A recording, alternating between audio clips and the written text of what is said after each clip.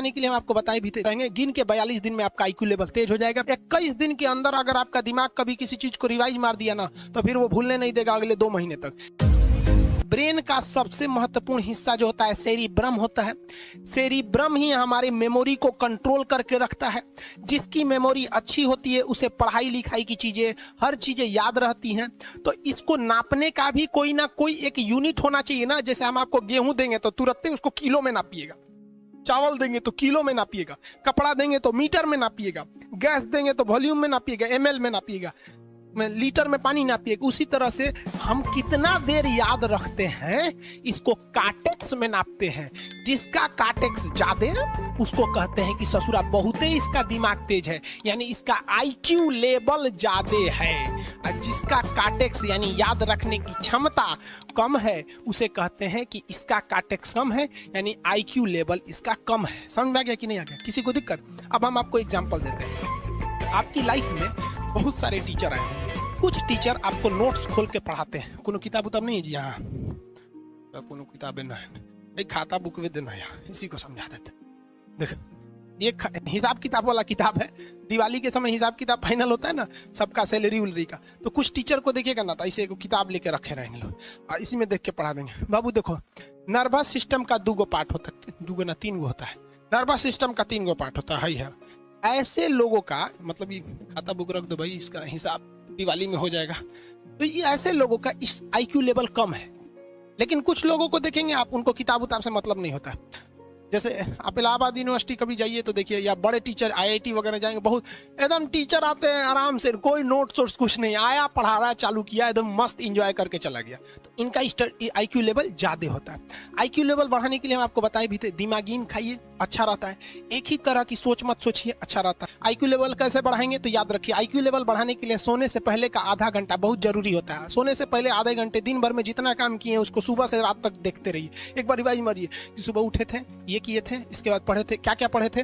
Khan sir ये पढ़ाए थे, आप कहीं मैथ पढ़े होंगे, उसको सोचिए मैथ में क्या पढ़ाया गया था। खटाखट खटाखट आपको सोचना ही है ना, सोचने में कितना टाइम लगता है, खटाखट। तो अगर इसको रिवाइज करते रहेंगे, गिन के 42 दिन में आपका आईक्यू लेवल तेज हो जाएगा। फिर आप कहेंगे कि सर जी हमरो बिना किताब का याद हो गया। और अगर यही खत्म हो जाएगा तो क्या कहिएगा, आपका भी आईक्यू लेवल गिर जाएगा। आप टॉपिक भूल जाते हैं, मतलब आपके दिमाग में दूसरा टॉपिक चलता है। आप लाइफ में किसको किसको आई लव यू बोले हैं, कभी भूले नहीं? कौन कौन आपको मारा है या कुछ उल्टा सीधा बोला है, नहीं भूलते हैं। रीजन क्या? आप कितनी बार किसी चीज को रिवाइज मारते हैं। 21 दिन के अंदर अगर आपका दिमाग कभी किसी चीज को रिवाइज मार दिया ना, तो फिर वो भूलने नहीं देगा अगले 2 महीने तक। यानी हर 21 दिन पे उसको रिवाइज मारते रहिए, मारते रहिए, मारते। और अगर हर 7 दिन पे मारेंगे ना तो वो एकदम फिक्स हो जाएगा, एकदम फिक्स हो जाएगा। हम लोग को क्या है भैया, दिन रात पढ़ाते पढ़ाते पढ़ाते पढ़ाते आदमी पगला जाता है। इसलिए अब कोई नींद में भी पूछेगा, खान सर स्वायत्त तंत्रिका तंत्र किसे कहेंगे? स्वायत्त में कुछ नहीं आएगा, ये आ जाएगा आपका सिंपैथेटिक और पैरासिम्पैथेटिक, बस यही आ जाएगा। क्यों इतना जल्दी जल्दी जल्दी जल्दी रिवाइज मारा आदमी? ये हमारा सब कॉन्शियस माइंड में घुस गया है। सब कॉन्शियस, देखिए कॉन्शियस माइंड उसे कहते हैं जिस पर हमारा कंट्रोल रहता है। जैसे हमसे कोई पूछेगा कि आप भी अगर पूछेंगे कि खान सर जो 1 हफ्ता क्लास नहीं लिए थे कहाँ थे, तो हम सोचने लगेंगे ये स्टूडेंट है, इससे हर बात क्या बताएगा आदमी कि किस डॉक्टर के पास थे, कहाँ गए थे। नॉर्मल बोल देंगे बाबू थोड़ा सा मेडिकल हेल्थ इशू था इसलिए चले गए। लेकिन अगर मम्मी पापा पूछेंगे तो हर चीज बताएंगे। तो जो चीज हमारे कंट्रोल में नहीं रहता है वो उसे क्या कहते हैं, सब कॉन्शियस माइंड। जैसे कोई हमारा नाम पूछेगा, खटाक से बता देंगे खान सर, समझ में आ गया कि नहीं आएगा? ओरिजिनल नाम तो आपको भी नहीं बताते हम लोग यहाँ पे। तो सब कॉन्शियस माइंड में घुसा दीजिए जो चीज। जैसे आप स्टेशन पे उतरिए या बस स्टैंड पे उतरिए, अपने घर जाने के लिए कभी रास्ता याद किए हैं? हाँ, इसके बाद दाहिने मुड़ना है, बाएं मुड़ना। आप फोन पे बतियाते भी चले जाते हैं। जब कभी किसी चीज को बहुत बार रिवाइज मार देते हैं तो वो चला जाता है सब कॉन्शियस माइंड में, फिर आपको याद करने की जरूरत नहीं है। सपना कैसे आता है? जब आपकी नींद अच्छी नहीं होती है तब। नींद प्रॉपर लिया कीजिए, नींद में कोई कमी नहीं आनी चाहिए। आप जिस दिन बहुत ज़्यादा थके रहेंगे उस दिन कोई सपना नहीं आता है। हम लोग का जब ऑफलाइन क्लास रहता था, सुबह 7 बजे से रात 9 बजे तक पढ़ाता था आदमी, जो ने करवट सोता था उधरे उठ जाता था, सपना का नाम ही नहीं आता था। समझ में आ गया कि नहीं? जब भी आपके बॉडी में ऑक्सीजन की कमी आएगी वो चीज़ दर्द करने लगेगा। जैसे आप दौड़ेंगे तो आप सांस ज़्यादा नहीं ले पाते, ऐसे लेते हैं तो बॉडी में सांस नहीं पहुंच पाता और हाथ पैर में आपके लैक्टिक एसिड जम जाता है, जिसलिए दर्द करने लगता है। तो जब कभी भी मेहनत करने लगेंगे या फिर दब हो जाएगा तो ब्रेन दर्द करने लगता है। दूसरा, कोमा क्या होता है? ब्रेन हमेशा वर्किंग करते रहता है। अगर वो रेस्ट में चला गया तो उसी को कोमा कहते हैं। अब परमानेंटली रेस्ट में चला गया तो मरिए जाएंगे।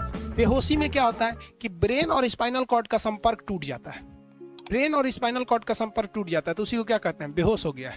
पानी उनी छिड़केंगे ना तो स्पाइनल कॉर्ड में उसमें संपर्क जुट जाएगा, लेकिन ब्रेन और स्पाइनल कॉर्ड काम ही नहीं कर रहे हैं तो कोमा में चले गए। कोमा को हाफ डेथ कहा जाता है, आधा मरा हुआ व्यक्ति है। जो व्यक्ति कोमा में चला जाता है ना, कोई जरूरी नहीं है कि वापस आएगा ही आएगा, लेकिन बेहोश है तो कोई दिक्कत नहीं, पानी फेंकिए मार देगा। उसको कहते हैं लोग बिहार में लोग दांत लग गया, फीट मार दिया, पानी फेंकिए